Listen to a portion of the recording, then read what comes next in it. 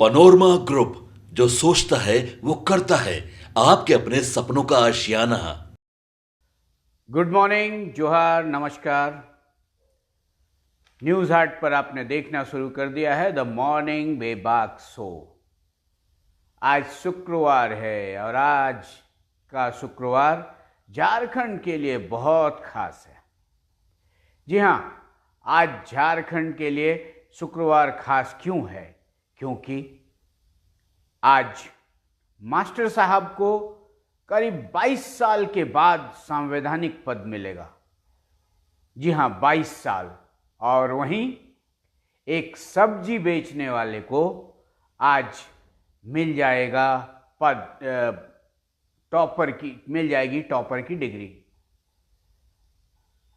सब्जी बेचने वाले युवक को यूनिवर्सिटी टॉपर की डिग्री मिलेगी। और बजरंग ने एंटी गुटखा मैन बन गुटखे के धंधे में लगे लोगों के खिलाफ मुहिम छेड़ दी है। चलिए, हेडिंग से जुड़ी 3 बातें आपको बताई। पहली बात, मास्टर साहब को संवैधानिक पद मिलेगा। जी हाँ, बाबूलाल मरांडी, भारतीय जनता पार्टी के पुराने पोस्टर बॉय बाबूलाल मरांडी, जिन्हें भारतीय जनता पार्टी ने विश्व हिंदू परिषद के रास्ते भारतीय जनता पार्टी में लिया और उसके बाद केंद्रीय मंत्री के साथ साथ झारखंड के प्रथम मुख्यमंत्री होने का गौरव दिया। लेकिन 22 साल से ज़्यादा गुजर गए। 22 साल के पहले बाबूलाल मरांडी का हाथ डोमिसाइल की आग में जल गया था और बाबूलाल मरांडी को इस्तीफा देना पड़ा था। उसके बाद सूबे झारखंड में शुरू हुआ था अर्जुन मुंडा युग और बाबूलाल मरांडी धीरे धीरे सियासी हाशिए पर चले गए थे। राजनीति में आने से पहले शिक्षक की नौकरी करने वाले बाबूलाल मरांडी यानी मास्टर साहब सियासी हाशिए पर ज़्यादा दिनों तक भारतीय जनता पार्टी में रुक नहीं पाए थे और उन्होंने अपनी एक अलग राजनीतिक पारी शुरू कर दी थी, जेवीएम की पारी। वो कंघी लेकर अपना सियासी भविष्य संवारने लगे थे। 14 सालों तक जेवीएम की यात्रा चली। सूबे झारखंड में जेवीएम, बाबूलाल मरांडी की जेवीएम भी एक फैक्टर बनी और बाबूलाल मरांडी भारतीय जनता पार्टी के खिलाफ एक बड़े दल के रूप में झारखंड में खड़े हुए और जेवीएम के विधायक भी जीतने लगे। लेकिन मुख्यमंत्री पद छोड़ने के बाद दोबारा 2 दशक से ज़्यादा बाबूलाल मरांडी को किसी भी संवैधानिक पद पर पहुंचने का मौका नहीं मिला।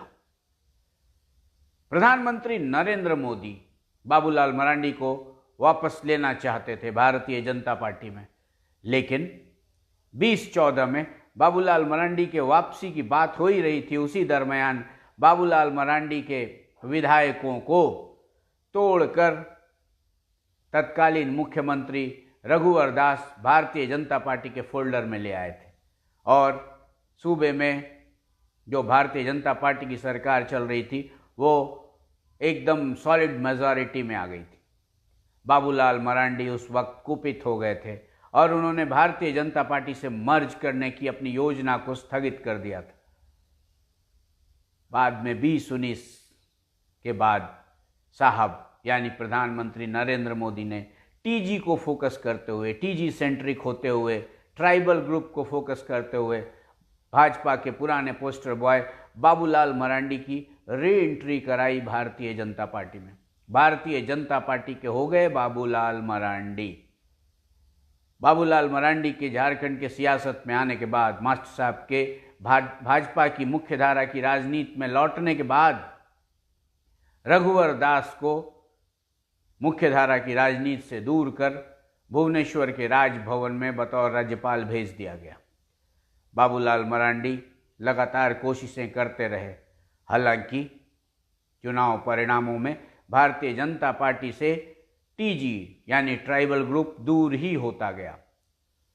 विगत विधानसभा चुनाव में भी महागठबंधन को 56 विधायकों का समर्थन जनता ने दे दिया। भारतीय जनता पार्टी प्रतिपक्ष में रही, मामला अटक रहा था। करीब 3 महीने होने को थे, भारतीय जनता पार्टी केंद्रीय नेतृत्व ने बाबूलाल मरांडी या किसी अन्य के नाम की घोषणा नहीं की थी। अंततः कल दिल्ली से पर्यवेक्षक भूपेंद्र यादव और डॉक्टर के लक्ष्मण आए और उन्होंने दिल्ली दरबार का संदेश भाजपा के विधायकों को दे दिया। भाजपा के विधायकों को संदेश मिला कि बाबूलाल मरांडी, भारतीय जनता पार्टी के वर्तमान प्रदेश अध्यक्ष मास्टर साहब बाबूलाल मरांडी ही भाजपा विधायक दल के नेता होंगे। और दोपहर में निर्णय हुआ। शाम में सत्येंद्र नाथ तिवारी के हाथों वो चिट्ठी भी विधानसभा अध्यक्ष को भिजवा दी गई। और आज झारखंड विधानसभा बजट सेशन का 9वां दिन है। संभावना है कि आज विधानसभा अध्यक्ष बाबूलाल मरांडी के नेता प्रतिपक्ष होने की घोषणा भी सदन में कर ही दें। मतलब अब तक बिना कप्तान के मैदान में उतरी झारखंड की भारतीय जनता पार्टी के मास्टर साहब बाबूलाल मरांडी आज फिर 22 साल बाद संवैधानिक पद पर होंगे। मतलब मुख्यमंत्री पद छोड़ने के बाद इन्हें कभी भी संवैधानिक पद नहीं मिला था। साहब ने फिर बाबूलाल मरांडी पे भरोसा जताया है और उन्हें नेता प्रतिपक्ष बनने का मौका मिला है। चलिए, दूसरी बात जो हमने कही, आज एक सब्जी बेचने वाला युवक लेगा टॉपर की डिग्री। आज रांची यूनिवर्सिटी का कन्वोकेशन है, आज शुक्रवार है। और कन्वोकेशन में खास क्या है, रांची यूनिवर्सिटी के 38वें कन्वोकेशन में खास क्या है? खास ये है कि कुलदीप डांग नामक एक युवक ने, जो कि सब्जी बेचकर अपनी जीविका चलाता है, यूनिवर्सिटी में टॉप किया है। और आज यूनिवर्सिटी टॉपर कुलदीप डांग को भी समारोह में टॉपर होने का सर्टिफिकेट मिल जाएगा। जी हाँ, जिंदगी की भागम भाग में कुलदीप डांग ने एक इतिहास रच दिया है कि जहाँ चाह वहाँ राह। अभाव में भी जो चाहे इंसान कर सकता है। बरसोलिया विलेज है सिमडेगा जिले में, वहीं के रहने वाले हैं कुलदीप डांग। वो रांची यूनिवर्सिटी के पोस्ट ग्रेजुएट प्रोग्राम में, ट्राइबल एंड रीजनल लैंग्वेज के पोस्ट ग्रेजुएट प्रोग्राम में टॉपर हुए हैं। कुलदीप डांग ने यह साबित कर दिया कि यदि इंसान ठान ले तो वो किसी भी मुकाम तक पहुंच सकता है। और तीसरी बात, बजरंग वर्मा, राजधानी रांची क्या कमोबेश झारखंड की जनता भी बजरंग वर्मा को जानती है। बजरंग वर्मा पहले पत्रकार हुआ करते थे, बाद में सामाजिक संगठनों से जुड़े और उन्होंने एक बड़ी मुहिम छेड़ रखी है, मुहिम गुटखा लॉबी के खिलाफ। बजरंग वर्मा ने सूबे में सरकार द्वारा लागू किए गए गुटखा बैन के बावजूद गुटखे की बिक्री के खिलाफ एक मुहिम छेड़ दी है। और फिलहाल बजरंग वर्मा एंटी गुटखा मैन बने हुए हैं। बजरंग वर्मा ने मुझसे भी संपर्क साधा और कहा, सर, सरकार कहती है गुटखा बंद हो गया तो गुटखा बिकता कहाँ से? सरकार कहती है गुटखा बंद हो गया तो गुटखे की ट्रांसपोर्टिंग कैसे होती है? सरकार कहती है कि गुटखा बंद हो गया, गुटखा बैन हो गया, तो फिर गुटखे का जीएसटी बिल कैसे कटता है? सरकार कहती है कि गुटखे के भंडारण पर रोक है, तो राजधानी रांची में इसका भंडारण कैसे होता है? और हर चौक चौराहे पर गुटखे की बिक्री निर्बाध जारी क्यों है?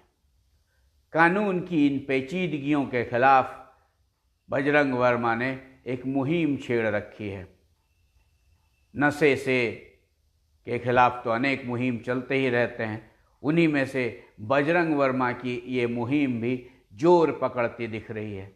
जोर पकड़ना स्वाभाविक है, क्योंकि बजरंग वर्मा ने जिन मुद्दों को उठाया है वो मुद्दे बड़े खास हैं। यदि सरकार ने गुटखा बैन कर दिया, जब स्वास्थ्य मंत्री ने पूरे जोर शोर के साथ यह बयान दिया कि हमने गुटखा बंद कर दिया है, गुटखा बेचने वालों, गुटखा खाने वालों और गुटखे का भंडारण करने वालों से सख्ती से निपटेंगे, तो फिर ट्रांसपोर्टिंग कैसे हो रही है, ट्रांसपोर्टिंग का बिल कैसे रेज हो रहा है, जीएसटी का बिल कैसे कट रहा है। बजरंग वर्मा इस मुहिम को लेकर बहुत आगे बढ़ने की तैयारी में है। वो राजभवन पहुंचकर महामहिम से भी गुहार लगाएंगे, सरकार ये बंद करवाइए गुटखे का कारोबार। चलिए अब बात करते हैं झारखंड से निकलने वाले अखबारों की सुर्खियों पर। झारखंड के अखबारों में, प्रमुख अखबारों जिनका मैं जिक्र करता हूं, उनमें आज सुर्खियों में छाए हुए हैं मास्टर साहब बाबूलाल मरांडी। बाबूलाल मरांडी जिनके नाम को लेकर संशय था, बार बार संशय था कि बाबूलाल मरांडी को यदि नेता प्रतिपक्ष बनाना है तो दिल्ली दरबार इतनी देरी क्यों कर रहा है, आखिर क्या वजह है, बाबूलाल मरांडी को नहीं बनाया जाएगा। बाबूलाल मरांडी के नेतृत्व में भारतीय जनता पार्टी को आदिवासी वोटों का वो समर्थन नहीं मिल सका जिसकी अपेक्षा भारतीय जनता पार्टी को थी। विधानसभा चुनाव में भी वही हाल रहा, जहां पिछली दफ़ा 2 एसटी सीटों पर भारतीय जनता पार्टी के विधायक चुनकर आए थे, इस दफ़ा मात्र 1 सीट पर ही भारतीय जनता पार्टी के विधायक चुनकर आए। मतलब बाबूलाल मरांडी को असफल करार दिया जा रहा था। बावजूद इसके साहब का जब फरमान आया दिल्ली से, तो भाजपा मुख्यालय से लेकर विधानसभा तक बाबूलाल मरांडी की जय जयकार हो ही गई। बाबूलाल मरांडी के नाम पर बतौर विधायक दल नेता मुहर लग गई। लेकिन कल विधायक दल की बैठक में 2 चेहरे नदारद रहे। एक रांची से 7वीं दफा चुनाव जीते पूर्व विधानसभा अध्यक्ष व पूर्व मंत्री चंद्रेश्वर प्रसाद सिंह उर्फ सीपी सिंह। सीपी सिंह का नाम भी विधायक दल नेता के तौर पर बड़े जोर शोर से लिया जा रहा था कि इस दफ़ा जनरल कोटे से सीपी सिंह को नेता प्रतिपक्ष बनाया जाएगा, विधायक दल का नेता वो चुने जाएंगे। लेकिन सीपी सिंह के नाम की घोषणा नहीं हुई, घोषणा हुई बाबूलाल मरांडी के नाम की। कल सीपी सिंह उस बैठक में नहीं थी।